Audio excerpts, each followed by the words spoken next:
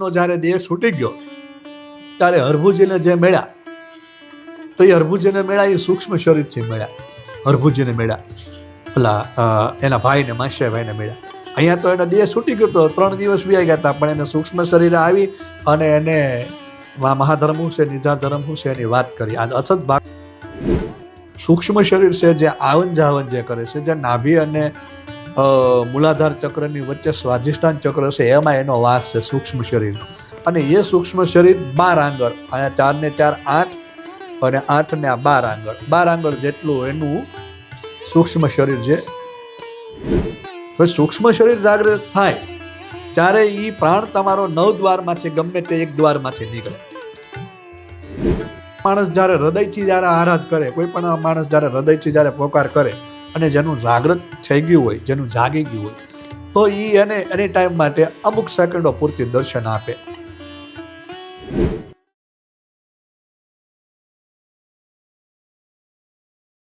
નમસ્તે મિત્રો, સ્પીક બિંદાસમાં આપ સૌનું ફરીથી ખૂબ ખૂબ સ્વાગત છે.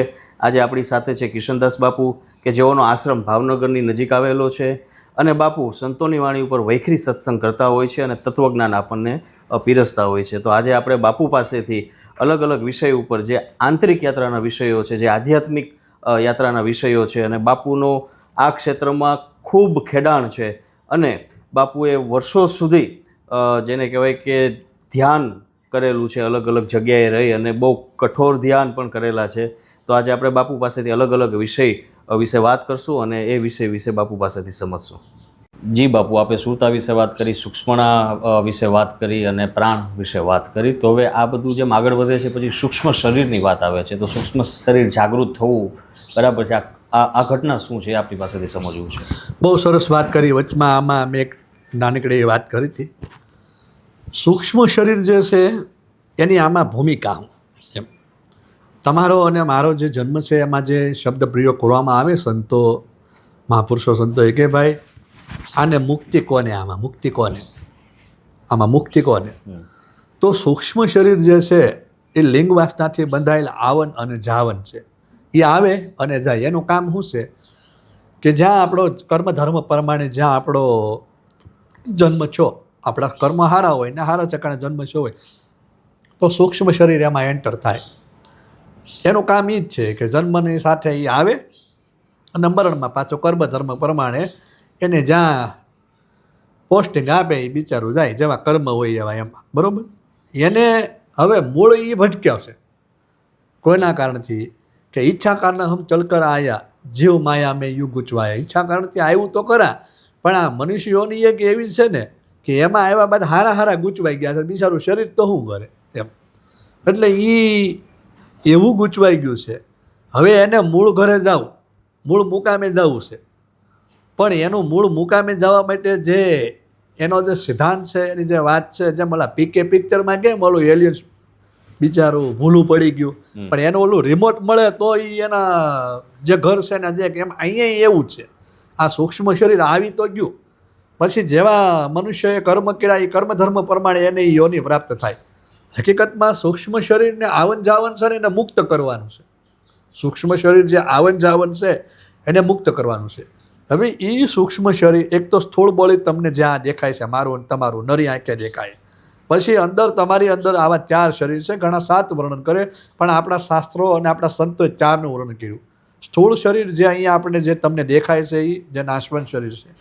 સૂક્ષ્મ શરીર છે જે આવન જાવન જે કરે છે, જે નાભી અને મૂલાધાર ચક્રની વચ્ચે સ્વાધિષ્ઠાન ચક્ર છે એમાં એનો વાસ છે સૂક્ષ્મ શરીરનો. અને એ સૂક્ષ્મ શરીર 12 આંગળ, અહીંયા 4 ને 4 8 અને 8 ને 12 આંગળ, 12 આંગળ જેટલું એનું સૂક્ષ્મ શરીર જે છે એની અંદર એટલી એની સાઇઝ હોય છે. એ સૂક્ષ્મ શરીર જે છે એ જ્યારે જાગૃત થાય ત્યારે એ સૂક્ષ્મ શરીર અનેક રૂપ ધારણ કરી શકે. વશિષ્ઠ ભગવાન યોગ વશિષ્ઠ રામાયણમાં કહે છે કે મારા શરીરમાંથી મેં આવું સૂક્ષ્મ શરીર જાગૃત થઈ અને મેં આવા કરોડો સૂર્યને મેં સૂક્ષ્મ શરીરના માધ્યમથી મેં જોયા. પ્રાણની ગતિ જ્યારે થઈ ત્યારે હવે સૂક્ષ્મ શરીર જાગૃત થાય ત્યારે એ પ્રાણ તમારો 9 દ્વારમાંથી ગમે તે એક દ્વારમાંથી નીકળે. ગમે તે એક દ્વારમાંથી નીકળે, આંખમાંથી નીકળે, નસકોરામાંથી નીકળે, મુખમાંથી નીકળે કે કાનમાંથી નીકળે. અને પ્રાણ છે એ દોરી છે ને સૂક્ષ્મ શરીર પહેલાં આગળ ગતિ કરે. જેમ પતંગ કેમ આપણે ઉડતી હોય, પતંગ ચગાવીને, પ્રાણ છે એ દોરી છે, હૃદય છે કે નાભી છે એની ફિરકી છે, અને સૂક્ષ્મ શરીર એની આગળ હાલે એ પતંગ છે. અને 3.5 મિનિટમાં એ બ્રહ્માંડનું રહસ્ય શું છે, જે ઋષિમુનિઓ જે બ્રહ્માંડનું રહસ્ય લાવતા હોય, જે ગ્રહો પર જે બ્રહ્માંડમાં શું ચાલી રહ્યું છે, એ આખું એની યાત્રા કરે. જર્ની શરૂ થાય એની યાત્રામાં બ્રહ્માંડમાં શું અસ્તિત્વમાં શું છે એ કામ લાગે. જે કાંઈ યોગના માધ્યમથી, ધ્યાનના માધ્યમથી, સાધનાના માધ્યમથી જે કાંઈ જાણવું હોય તો એ બ્રહ્માંડનો રહસ્ય જે કાંઈ જણાય છે એ સૂક્ષ્મ શરીરના માધ્યમથી જણાય. પણ એની માટે મેં કીધું એમ પહેલાં પ્રાણ સુલટવો છે. જો પ્રાણની તમારી ગતિ ન થાય તો સૂક્ષ્મ શરીરની ગતિ થતી નથી. એ સૂક્ષ્મ શરીર આવન જાવનનો જે એનું રહસ્ય છે, આવે છે અને જાય છે, એને આવન જાવનથી એને મુક્ત કરવાનું છે. સૂક્ષ્મ શરીરનો એક નિયમ હોય છે કે કોઈ પણ માણસ જ્યારે હૃદયથી જ્યારે આરાધ કરે, કોઈ પણ માણસ જ્યારે હૃદયથી જ્યારે પોકાર કરે અને જેનું જાગૃત થઈ ગયું હોય, જેનું જાગી ગયું હોય, તો એ એને એની ટાઈમ માટે અમુક સેકન્ડો પૂરતી દર્શન આપે એની ગતિમતી પ્રમાણે. ચાહે પછી ઘરમાં સૂતું હોય તો એને એ વોલ ઉપર કે કે જમીન ઉપર કે કાચ ઉપર કે ગમે ત્યાં એને દર્શન આપે. હાફ શરીર ઉપર બોડી એનું સૂક્ષ્મ શરીર હોય, પણ એનું સ્થૂળ બોડી છે એવું એને રૂપ દેખાય. અહીંયા આપણે એક મુદ્દો લઈએ કે જીવણ સાહેબે એમ કહે છે, કથા સંતોના મુખે સાંભળેલું કે ભીમ સાહેબને 17 ગુરુ કર્યા, પણ 18માં જે ભીમ સાહેબને ગુરુ કર્યા એનું કારણ શું કે એક ઠેકાણે પાઠ હાલતો હતો ને જીવણ સાહેબ બેઠા, ભીમ સાહેબનું આગમન. એટલે એમ પૂછ્યું, બાપા આવતી બીજમાં તમે મારા ઘરે આવજો, પધરામણી મારા ઘરે સત્સંગ. બાપાએ કીધું હા. બીજાને કીધું તો કે હા. ત્રીજાને કીધું તો હા. અને જીવણ સાહેબને એમ થયું કે આ બધાને આ પાડે છે અને આ મહાપુરુષ છે આ પાડી, તો હવે આ આવતી બીજમાં બધા ઘરે જાશે કેમ? પાઠ 12 ઠેકાણે પાઠ કેમ કરશે? 12 ઠેકાણે આ પાડી. અને જીવણ સાહેબે કીધું હવે બીજને ક્યાં વાર છે, 1 મહિનો જવા દે. 1 મહિનો ગયો અને પછી જે ઘરે એને ઇન્વાઇટ કર્યું હતું ને જીવણ સાહેબ ઘોડી રાખતા, ઘોડી લઈને ગયા. એટલે જ્યાં જોયું ને ત્યાં ભીમ સાહેબનું સ્વરૂપ દેખાણું. 12 ઠેકાણે ભીમ સાહેબને જોયા. જેનું સૂક્ષ્મ શરીર જાગૃત થયેલું હોય એ અનેક પ્રકારના રૂપ ધારણ કરી શકે, પણ એ રૂપ એના જ માટે ધારણ કરે છે કે જેનું જાગવાનું હોય છે અને જેનું યોગ મળેલો હોય છે, જેને આ ભૂમિકામાં જવું હોય એના જ માટે ધારણ કરે. રામદેવ પીરનો જ્યારે દેહ છૂટી ગયો ત્યારે હરભુજીને જે મળ્યા, તો એ હરભુજીને મળ્યા એ સૂક્ષ્મ શરીરથી મળ્યા. હરભુજીને મળ્યા, ઓલા એના ભાઈને, માસિયાભાઈને મળ્યા. અહીંયા તો એનો દેહ છૂટી ગયો તો 3 દિવસ વ્યાઈ ગયા હતા, પણ એને સૂક્ષ્મ શરીરે આવી અને એને મહાધર્મ શું છે, નિજાર ધર્મ શું છે એની વાત કરી. આજ અછત ભાખું તો મને અલખ દુહાય, આજે એવી વાતોનો મને એવો વિશ્વાસ હે હરભુજી, હવે હું વિયો ગયો છું. ને ઓલાને એમ થાય કે અમારી એને વાર્તાલાપ કરે પાછો એમ કે વિયો ગયો છે, એવું થાય. પણ એને સૂક્ષ્મ શરીરથી મળ્યા. હસ્તિનાપુરમાં જ્યારે દ્રૌપદીના વસ્ત્ર હરણ થતા હતા, દ્રૌપદી હારી ગયા બધું કે અમારા એટલા બધા, અમારા એમ માનો કે અમારા પતિઓ જે છે એટલા શૂરવીરો છે, એની પાસે ગયા. એ કાંઈ કરી ન હોય કે આ દાદાઓને કીધું, ગુરુઓને કીધું, કુળગુરુઓને કીધું, મહારાજને કીધું, કોઈએ મદદ ન કરી. જ્યારે દ્રૌપદીને જ્યારે એક નાદ, જ્યારે અંતરથી એક જ વ્યક્તિ સાંભળ્યો કે હવે તો મારો કૃષ્ણ જ મારી લાજ બચાવે, અને અંતરનાદ છો એટલે તરત ઓલા ભગવાન ત્યાં દ્વારકામાં જરાસંઘ સામે યુદ્ધ હાલતું હતું એની હારે, અને તરત એની એક્ટિવિટી આવી અને તરત એ ઓનલાઈન થયા. ઓલા પર યુદ્ધ શરૂ અને અહીંયા હસ્તિનાપુરમાં ઓનલાઈન થયા. અને દ્રૌપદીના વસ્ત્ર જે ચીરાતા હતા, જે એનું ચિરહરણ થતું હતું, એમાં પછી કંપનીના ટાંકા ઉપર ટાંકા આવવા મળ્યા. હવે અહીંયા એક નિયમ હોય છે સૂક્ષ્મ શરીરનો, એ એક સમજવા જેવો છે કે જે વિકારગ્રસ્ત હોય, જે હીનતા અનુભવતા હોય એના સ્વરૂપને જોઈ શકે નહીં. પાંડવો છે એ હીનતા અનુભવેલું હતું.